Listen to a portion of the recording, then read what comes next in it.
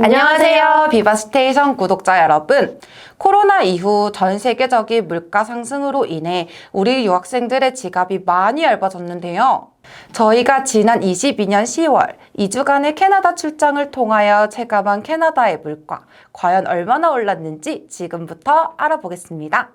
실장님, 캐나다 물가 중에서 가장 많이 오른 것은 무엇인가요? 제일 먼저 생활비 중 가장 큰 지출 항목은 뭐니 해도 주거비용일 텐데요. 안타깝게도 주거비용은 코로나 이후 가장 큰 폭으로 상승한 항목입니다. 표를 보면서 설명을 드릴게요. 우선 캐나다 입국 초기 현지 생활에 적응하는 약 1, 2개월 동안 유학생들이 선호하는 주거 형태인 홈스테이는 코로나 이전 850불에서 코로나 이후 950불로 올랐고요. 하우스 쉐어의 경우 코로나 이전 500에서 700불, 코로나 이후 700에서 900불로 올랐습니다. 아파트 콘도 쉐어의 경우 코로나 이전 700에서 1000불이었는데 코로나 이후에는 900에서 1500불로 아주 큰 폭으로 올랐습니다.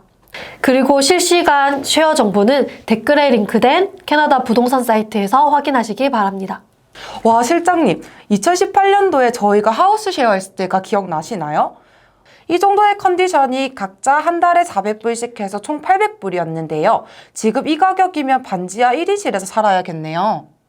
다음은 교통비와 통신비입니다. 캐나다는 일회 교통비가 비싸기 때문에 많은 유학생들이 한 달 동안 횟수에 제한 없이 지하철, 버스, 스트리카를 탑승할 수 있는 먼슬리 패스를 사용하는데요. 토론토 기준 코로나 이전에 116.715불이었던 먼슬리 패스가 현재는 128.15불입니다. 그리고 통신비입니다. 우리나라에서는 대부분 학생들이 무제한 요금을 사용하지만 캐나다 지하철에서는 데이터를 사용할 수 없어서 많은 학생들이 높은 요금제를 사용하지 않는 편인데요. 가장 많이 사용하는 요금제는 15기가로 가격은 매달 45불입니다. 이렇게 보면은 교통비랑 통신비 항목은 코로나 이전이랑 이후랑 큰 차이가 없는데요. 그나마 다행인 것 같네요. 다음은 외식 물가입니다. 제가 캐나다 유학 시절 일했던 토론토의 한식당의 메뉴판을 보면서 코로나 이전과 이후가 얼마나 달라졌는지를 설명해 드릴게요. 불과 3년 만에 외식 물가가 약 3불에서 7불 정도 올랐는데요.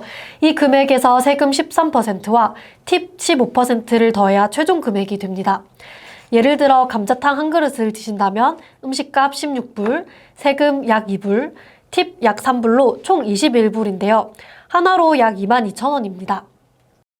정말요? 제가 있었을 때는 점심 특선으로 감자탕을 먹는다면 음식값이 10불이었고 거기에 팁과 텍스를 더해도 13,000원밖에 하지 않았는데 정말 많이 오른 것 같습니다. 그러면 실장님, 음료와 주류 가격은 어느 정도 올랐나요? 음료수는 1.99에서 3.99, 소주는 16.99불에서 23.99불, 맥주는 6.99불에서 8.99불로 올랐습니다.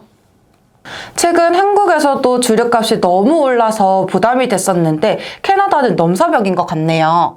실장님, 그러면 소주 한 병에 24불, 텍스 3불, 팁 4불까지 하면 총 32불인데 하나로 치면은 32,000원이라고 하는 건데 맞나요? 네, 맞습니다. 3년 전 제가 캐나다에 있었을 때는 소주 한 병 가격이 그렇게 부담스럽지 않았는데 이번 출장에서 학생들과 소주를 마셨을 때는 가격이 정말 부담스럽더라고요.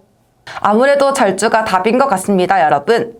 오늘은 코로나 이후 물가가 뛰어도 너무 뛴 캐나다의 주요 물가에 대해서 알아봤는데요. 다음 시간에는 물가가 뛴 만큼 캐나다에서 어떻게 생활비를 벌 수 있는지, 고임금의 캐나다에서 어떻게 아르바이트를 구할 수 있는지, 그리고 근무 시간과 시급에 대해 알아보는 영상을 가지고 오도록 하겠습니다. 감사합니다. 안녕!